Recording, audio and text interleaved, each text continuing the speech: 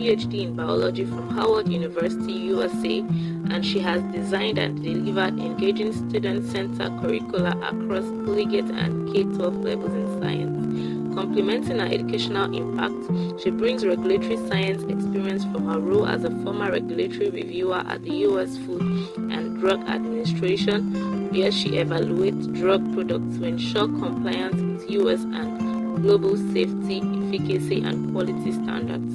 Beyond teaching, Dr. Selina is a passionate mentor and scientist dedicated to inspiring the next generation of STEM leaders, particularly those from underrepresented backgrounds, towards academic and professional success.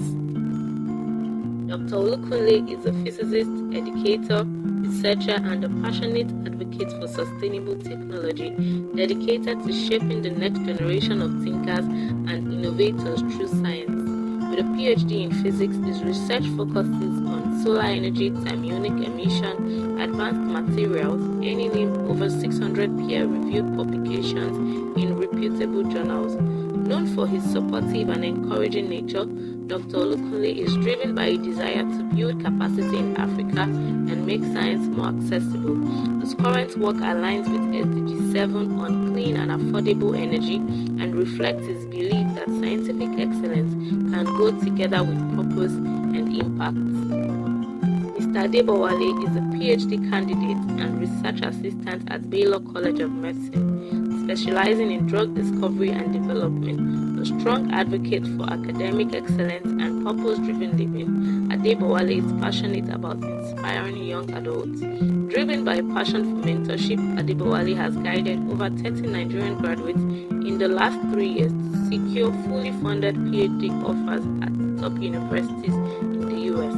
At Baylor's College of Medicine, he has mentored 9 undergraduates in drug discovery research through the SMART program and currently facilitates the NIH-sponsored PhD Career Ladder program. Dr. Olukunle Olawole is a biomedical scientist by training, a coach by calling, and a mentor by grace. With a PhD in biochemistry and over a decade of academic and translational research experience, she has walked the long road of academia, contributing to high-impact public health studies in Nigeria and abroad. Outside of science, Dr. Olukunle has set a heart for mentorship, which brought her to Inspire Great Academy. Her desire to see others succeed makes her an inspiring guide for those seeking to unlock their potential and live purposefully in multiple areas of life without compromising on what truly matters. Ladies and gentlemen, with all your welcome emojis, join me as we welcome our moderator, Dr. Olukunle Olawole. Welcome, Dr. Selina Anosike-Adewusi, and welcome, Dr. Adebowale Alade. It's such a privilege to have you guys here. And yes, we have actually listened to your bio, and I'm sure that everybody knows that it is very, very rich. At this point, if I say that I want to start asking about your academic journey, I'm sure we're never going to leave here, because that's one thing you don't want to do, because each person is going to take all the time to really talk about all these things. But we are excited to have you guys here. And I would just like you in 1 minute to just tell us about yourself. But before we do that, I want to welcome everybody to this panel session. This panel session is about more than a degree, becoming an effective learner in real life. And I hope I am audible. I hope I am very audible. Okay. Thank you so very much. I believe that we've just been stirred by our keynote speaker. She's done a lot of, she already just did justice. I'm like, okay, I don't know, but she has really stirred us up. And we want to just, at this point now, go deeper into the stories of each individual's experiences, the strategies that has made people's growth to become deeper and real over the years. And I know that this session is going to be an incredibly amazing session where we're going to be rubbing minds together. So I like to call this panel a Kingmaker panel. The reason why I like to say that, because these are the people who are responsible for making Kingmakers when it comes to academics. They are people that have worked through, yes, so I'm permitted to call it a Kingmaker panel, right, in the education sector. I like to just add that to it, because they have what it takes when we're talking about academics and we really just want to hear honestly from them. I would just advise that, we try to like keep our answers brief as much as possible. Maybe like, 2 minutes so that we can take turns and everybody can like share one or two things that that they have to say about any question that comes forward. And most importantly, for all our attendees, if you have any question for Dr.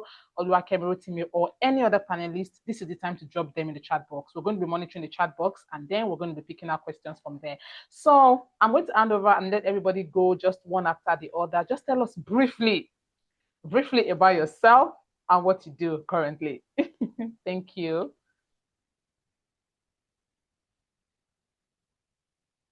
Who is going first? You can go first since you spoke first. Okay.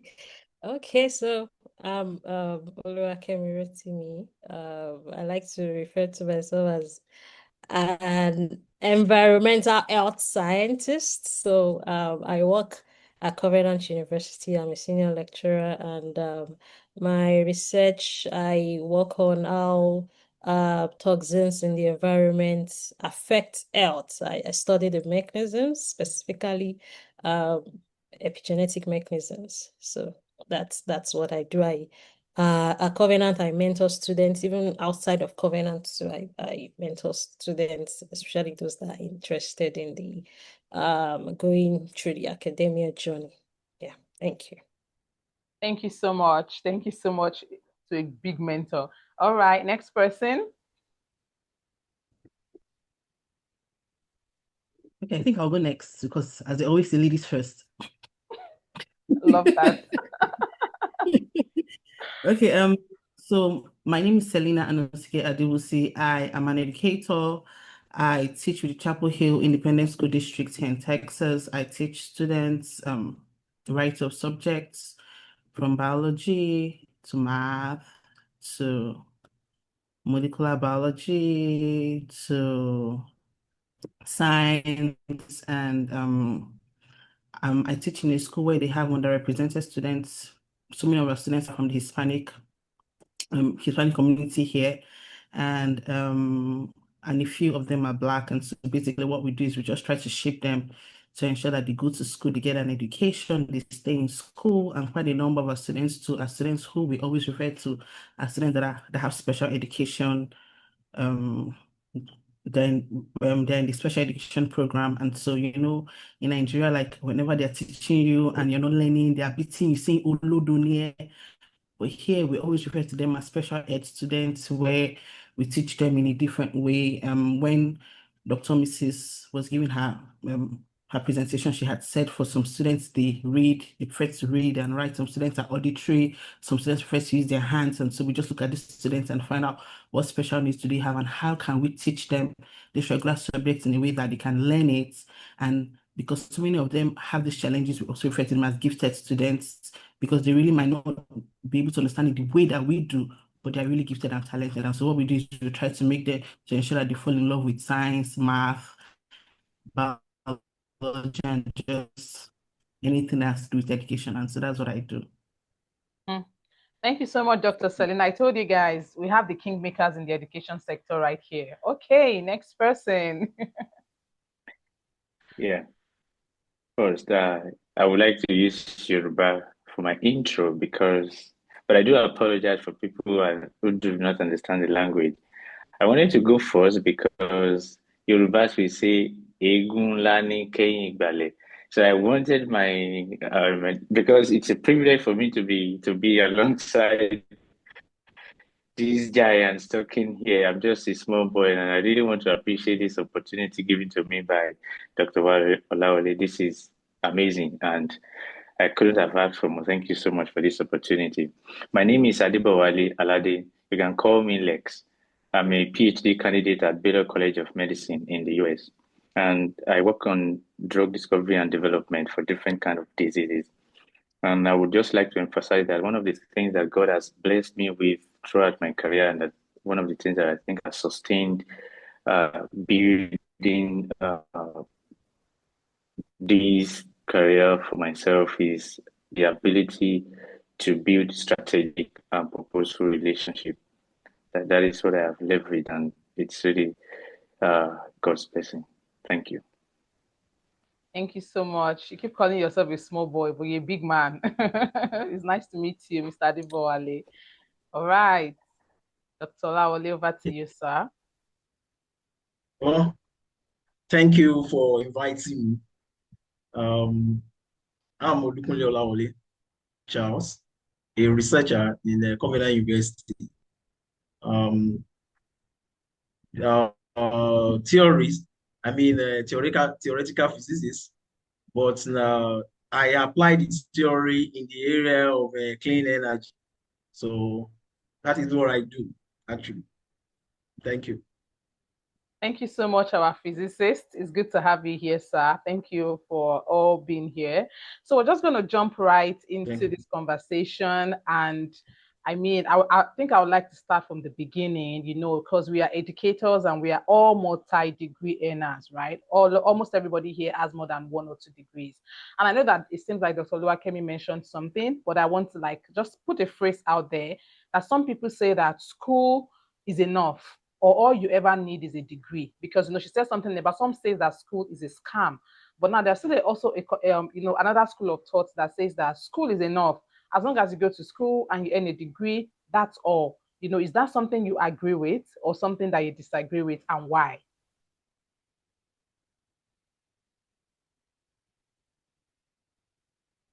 Please feel free to unmute and just jump in. I don't want to call anybody because of our time. Okay. Can I go ahead, please? Yes, please, sir. You can go ahead. Well, to me, I will not say that school is a scam. School serve as a foundation for everything. Is the bedrock. Yeah, education is the tools. So all other things, learning outside the four wall of the university, learning outside the school, I see it as elevation. Because I think the reason why some have termed school as a scam is because some of these courses are outdated. Because in school, you don't learn emotional management, just like what Dr. Rotimi said the other time. You don't learn financial literacy, adaptability. You don't learn it. So you have to learn it, and how to collaborate. These are the things. So because of all these things, because all these are not in the four wall of institution. So students can simply say, well, education is a scam. It's a lifelong learning. So I see education or degree. I see degree as a tool. That is what I can say as a tool. Thank you. So that is my submission for now. Thank you for your submission, sir. Okay, who wants to add anything around that?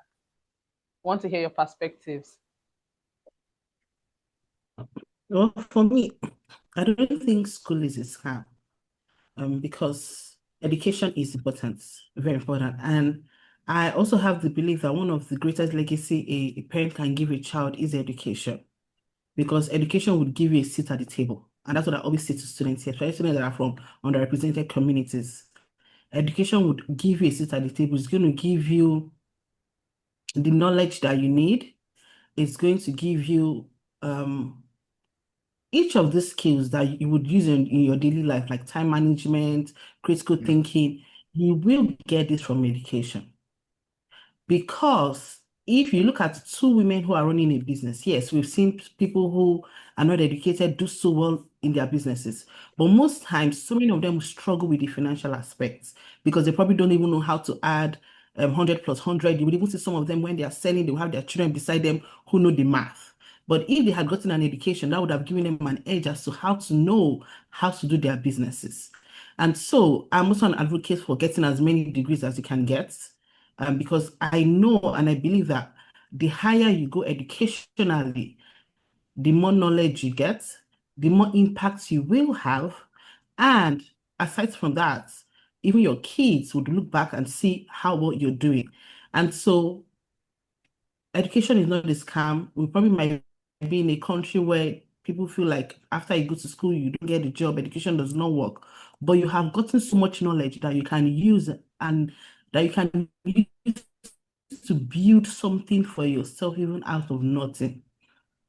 Just that so many times people don't sit down to say, okay, I've gotten this degree, I've gotten these skills, how can I use it? They just probably say no job from the government, they're waiting for the government. But you can start something with whatever you have. And when Dr. Mrs. Rotimi was giving her talk earlier, she had said, own your journey. I also believe too that there's this self-fulfillment that comes from you getting an education. It's your own hard work, it's what you did yourself. And so you seeing how successful you are at the end of the journey would also help you too. And you're able to own what something you have worked hard for and something you are proud of. And so I don't think education is a scam at all. Great. Interesting. These are wonderful contributions, Dr. Olawole and Dr. Selina. Thank you so much for that. I just want to add on top of what you have said. I will just start with, why do maybe people think education is a scam? So I won't really expound on that, but I will just mention some points. Sometimes it could be because of the inequality in terms of the access to everyone. And also it could be because of some of the expectations that has been imposed on education, which are not, that is not what education is meant to fulfill. So when you have the wrong expectation of something, then you will be frustrated because that is not the right expectation of that in the end point. So those are just some of them, and then sometimes it will be as a result of mismatch in terms of like maybe the skills and also what job out there requires. Could be two different things. So these are the things that I think people think about over time in their and then think education is a scam. But on the other side, it is not a scam. And I'll give you just two things to think about it in terms of education. So the first thing is that education gives us two things out of the many things that it gives us. Number one is that it opens up our mind to the possibilities, to limitless possibilities of what we can do as human. That is the one thing that education is meant to do, not to get out of school to give you a job. No, it is to blow up your mind to limitless opportunities that you can pursue and of who you can be. And it also gives us the tool. So it don't just open up our mind, it also gives us tools to pursue those endless opportunities that it has blown up our mind to see. And then we can go out there and achieve it, be it whatever it is that you want to do, either corporate job, whatever it is. But having those two ingredients, like you now have like limitless ways of viewing things, of seeing things, of solving a problem, and then you have the tools. So what else? So that is how I think education is by far the best thing to happen to us as humans. Interesting. Thank you so much. I don't know if Dr. Oluwakemi also has something to chip into that. That was really loaded. Yeah. I think they've covered Everything. it. Okay. It's a tool and it's the foundation. So it's the foundation and it's the tool. And I hear from everybody here that the reason why some people always think of it as a scam is because we're probably not correctly applying the knowledge that we're gaining out of school, or there's probably like a mismatch. I really love all these solid answers that we've all provided. So education is not a scam and school is not enough. I'm hearing that I hope I'm hearing both together. I'm hearing education is not a scam and school is not enough. Like it's just the bedrock. I think I said a quote at the beginning, not a quote. I just saw it somewhere. Like after education, you've defeated the literacy, but you've not defeated poverty. You still have to be able to apply what your education has given to you, just as we all mentioned, to now begin to explore those limitless opportunities that are bound and exist out there for us. I really love that. So I think I'm going to move on to my next question. And I see a lot of yays and a lot of also additions in the chat boxes for us. Thank you everybody for commenting. I would ask you now that if you could repeat school, think about yourself now. If you could go back to school, like to do, with what you know now, with everything you know now, if you could do school again, what would you do differently? What would you do differently? How would you approach school? What are the things that you think you would do that they will know that this person is coming from the future? The future Terminator is back. Yeah. Good question. Thank you. Can I go ahead, please? Very interesting. Go ahead, sir. Yeah. With the level of technology around the globe, in fact, I'm not going to waste my time. I'm going to subscribe, I'm going to register myself in Coursera, Udemy. I will not have time for I will not have time for unnecessary things because, like, when I can remember vividly when Dr. Rotimi was giving, when she was giving our talk, she talked about self-awareness. I wish I could go back in time. In fact, I will use the time judiciously. I will make sure that I enjoy my time. I will not joke with it at all. There are so many courses I can register. If I've seen myself as a potential leader, I'll register for leadership training, communication skill, emotional intelligence, financial literacy, many other things that, throughout the year, when I look at the calendar, I'm quite sure that everything will be filled up with what I'm going to feed myself with, because there are so many opportunities with advancement in technology. Internet is there, light. Even if there's no light, I can get myself electricity with solar, and in which those people back then they don't have opportunity for they don't have opportunity for solar. So with solar, with inverter, there won't be anything like power outage. I'll just be enjoying myself. So, and let me just give room. Let me give room for other panelists to contribute. Very interesting. Thank you. That's my submission. Thank you. Thank you, Dr. Olawole. Dr. Olawole wants to learn everything that is learnable in the world. Thank you so much. Okay, who would do things differently as well?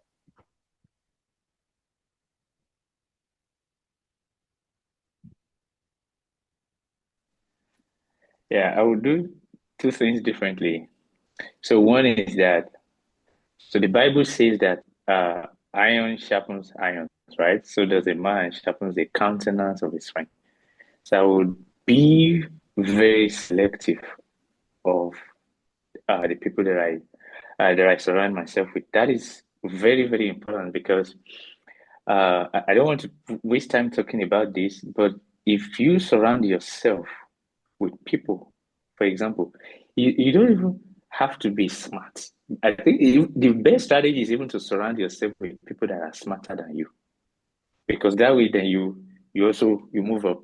But because if you are the smartest, then there will be complacency, something like that. So I would be very intentional with the people that I surround myself with.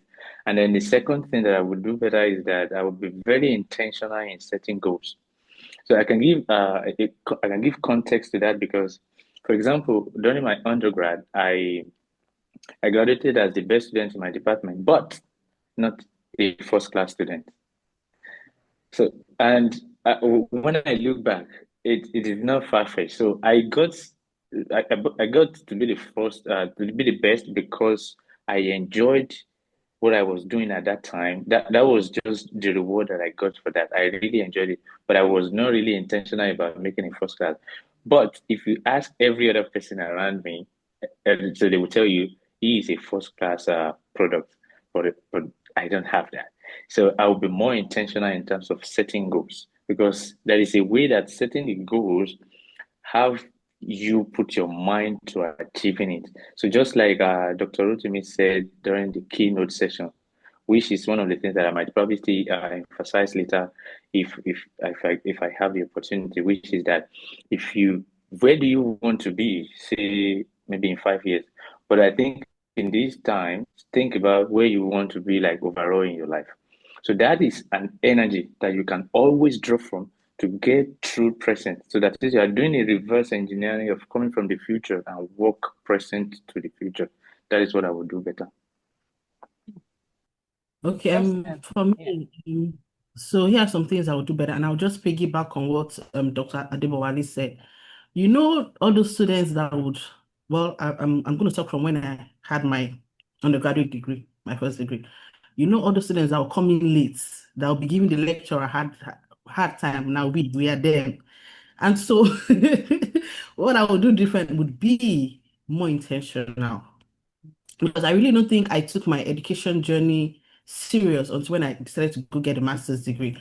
And so for me as an undergraduate, I would be more intentional with my time, set goals, be more serious, because going into college for my undergrad, I really did not know what the carryover was till I probably got after I had my first carryover in my first year. I really did not know what the CGPA was. I really did not know how I had to manage my time, study, and all of that. I probably just felt, oh, now I'm in university. Yes, everybody now knows I'm in school and all. So I'll be more intentional with my time. I would set goals. I would work as hard as I can work. I would network and be with other like-minded students who understand what their goals are and who are smart, so we can work together and help each other academically. Then another key thing I would do, and also going to go back on what Dr. Olawole said, and the point he made is that I will utilize whatever resources they are available. I will build my soft skills. I would learn how to talk. I would learn how to communicate. I would learn how to network. Because after I had moved down here, one of the things I struggled with was being able to communicate, do small talks, and being in an environment where you being able to communicate with other scientists or other educators really matters. Then even if people are talking, I'll just sit down quietly and just be looking. It's not like I don't have ideas, but just because in the Nigerian education system, we're not really taught how to communicate, how to interact and all of that, how to share ideas and all of that. So as an undergraduate who's starting my educational journey, those are one of the key things I would look at, because it also helps you to build your confidence, and that way it helps you to be noticed. It helps you to be able to bring your ideas to the table, as compared to just sitting there and looking and you know it, but just because you don't have that confidence or you don't have those soft skills, you're just sitting down there like you don't know it. And so I would utilize whatever ideas are there. I would go for leadership trainings. I would use the online courses and all of this. And those are the two things I would do differently in my educational journey. Thank you. Amazing, amazing, amazing. Okay, Dr. Oluwakemi Rotimi. Yeah, so I mentioned one during the presentation. I said I wouldn't be a triangular student, right? Mm-hmm. A triangular student like, Dr. Olawole and Dr. Anosike, Adewusi said, I would, build other skills. I won't just be a bookworm and just doing my thing. And then recently I read that, it's not just, we lay so much emphasis on IQ, IQ, IQ. It's just not about IQ. We need to also develop emotional quotient, because that also, matters. Someone that has a grasp on their emotions and is self-aware, and as IQ would do better than someone that just, has a high, IQ. I'm looking at somebody that, oh, I was just all about books and just reading, had all the goals, graduated with the first class and everything. So if I had to go back, I will touch on some other things, without, of course, letting it affect my academics. So that's it. Thank you. Thank you so much. I really love that. And thank you for, thank you to everyone who also shared in the chat box. A lot of people dropping things. Yes, communication and networking, being able to share ideas. Thank you, Esther Mobola. It's definitely beautiful says communication, building confidence, and utilizing every resource available. I believe that everyone is definitely in line with all the things that you shared. Someone says, Ibemusu says, instead of overestimating my ability, I'll focus on giving all my modules equal attention and effort, and I'll be intentional about networking and building my interpersonal skills. I absolutely agree with what everybody has said, same as myself also. Okay, and I did have another follow-up question to that. Now that we've talked about some of the things we would have done differently. So on this journey of going through your academics and this academic success, what was there a moment? Sorry, where have you had the most challenging moments in your learning journey? Like when exactly have you ever experienced that most challenging moment in your learning journey? And how were you able to just pull through it? What did you do that helped you to be able to like come out unscarred, or like just come out on top of that on top of that trying time? Because if we're going to be honest, I'm sure that most of us would have had times that have requested or that have required a lot more stretching from us than um Yeah, the question was that what was the challenges that we've had, and then how did we get through that? yes, that was the question. Apologies for my network. Okay. Yes. Like, what was the most challenging period you had, and how were you able to pull through it in your learning journey so far? So just spotlight one for us.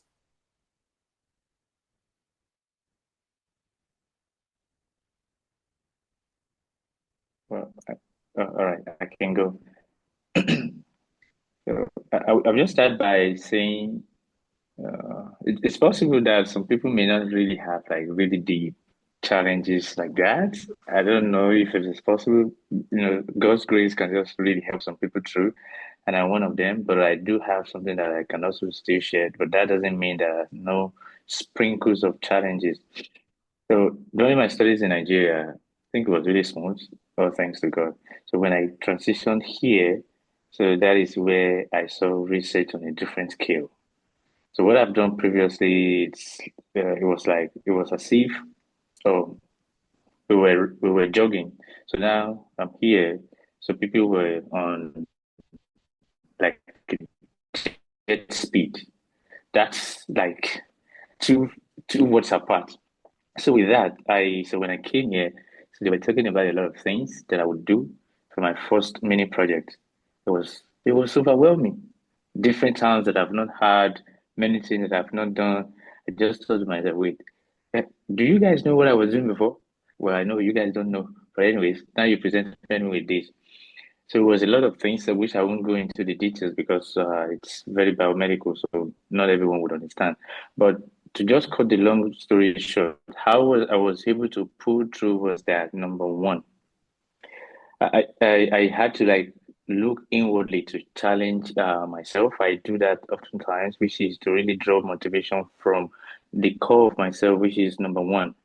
Uh, will I do this? Because there will be days in which those things will be overwhelming. You won't want to show up, but you have to be consistent. Even when you don't feel like it, just show up. Even when you have no clue what you will do or what you are going to do, just show up. So I do that, and at the same time, I had to do a lot of reading, like a lot of reading, just to because now I see that looks like this is where these people expected me to be.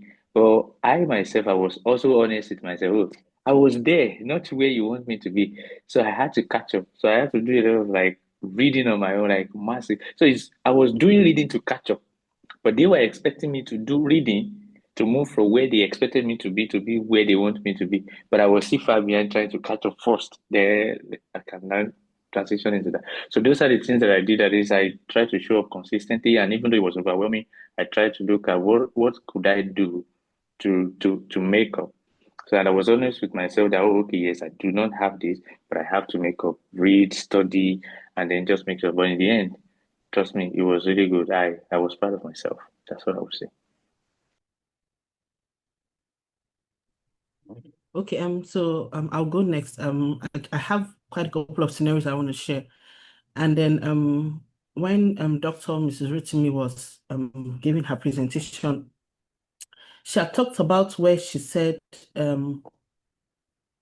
when where she said she wanted to travel abroad, and then the funds and all of that. If she had known, maybe she should have saved her money, her NYC money and all of that. And then she had said, whenever there's a will, there's a way. And so when I had gotten the opportunity to come down here, one of the key things I had spoken with my parents then was the financial responsibilities. How was I going to pay for the PhD degree? And so I took the leap of faith. I had resigned from where I was, stopped the PhD I was doing in Nigeria, and came down here and decided to start again. But one key thing that I kept thinking about was how were we going to fund this degree? But I prayed. I remember that year I had gone to redemption camp with Dr. Olawole, Dr. Mrs. Olawole, Dr. Tolu, and I just prayed and I just had that faith. But I knew that there was a will and I knew that God was going to make a way. And so with the little money that my dad had then, which we could use to pay the first installment of the tuition, I came down. And then when I came down, and that's what I'm going to talk about now, talking, asking questions. I went to every office I could go to at the school then to ask if they had any funding they could give me.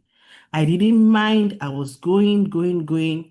And when I had spoken to my professor then, who was also my peer, he had said that I would probably just have to find a way to make the installments for, I think he said in the first semester or the first year, I can't really remember, because they didn't have any money then. I had to wait 1 year before they could start funding me for the PhD. But I said, hey, God, how could I do it now like this? But I prayed. And so for me, I would say when there are challenges, and I'm going to talk from the aspect of faith, where you have to pray and ask God. And I remember that day I had just finished praying in my in fact, where I had to stay, I don't even know, but God provided a place for me to stay coming into this country and all. And I just said, God, please help me. And I just finished praying and I felt peace. And that was when I got the call I had been waiting for, where the graduate school had said they were going to fund me for that first year. And they had even refunded the money that I paid, the small installment I had paid, they refunded it back. And so here, what I'm just saying is, when there are challenges, you have to ask first, is this what really God wants you to do? And so most times, one challenge that many of us encounter, even when we decide to get those degrees, would be the money. Where are we going to get the money from? And so if you need something that you really want to do,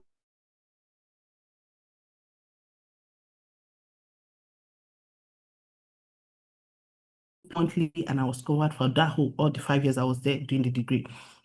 So whenever there's a will, there's a way. And so this is where prayer and faith comes in, even while being on it,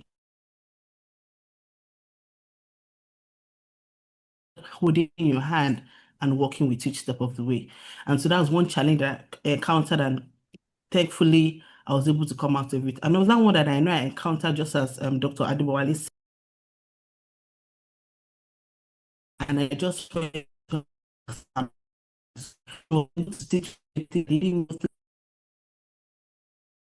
thankfully I was able to read my way through, and she was also able to put me through on some things so I knew what to do. Now, I'm also going to talk to that nursing mother who has said, oh, how would I do this with children? I remember I defended my thesis 6 weeks after I had my daughter. It was a lot.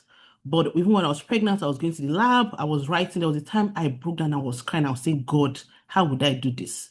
But resilience. As long as you're determined, you have the support that you need. Thankfully, I have a very supportive spouse who has always been there. And so even as women, when you're going on this journey, if you're not married yet, please pray for a spouse who would support you and hold your hands while on this educational academic journey, because you will need a spouse who is very supportive. And so thankfully, my husband was there. My mother could not come all the way from Nigeria. We had to get somebody who we paid to be a nanny to just help with my daughter so I could focus on ensuring that I was able to complete the thesis and defend. And so all of this, what I'm saying here is whenever there are challenges, you have to speak up, you have to pray, you have to network, you have to ask for help.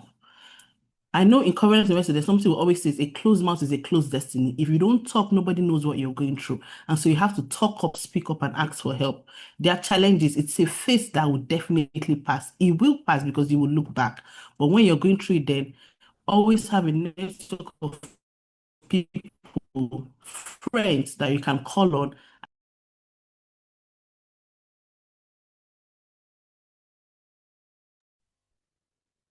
Can I go next? Yeah, thank you to the previous speakers. You really pointed out, spoken about a lot. And for me, well, I wouldn't really tell a lot of challenges, but I remember there was a time in my school, in my undergrad, I was sick, right? Like, so it was a challenge for me during the exams. I was actually sick, like, like fainting in the exam hall. And I felt, oh, what was I gonna do and things like that. But I prayed about it. Like I missed an exam, and it meant that you would have to, do it later. There was no makeup, like we do and all that. But somehow God, made a way for me, and He gave me like something they didn't do before, and they give me the opportunity to rewrite the exam in the health center. So that for me was like it was a miracle, right?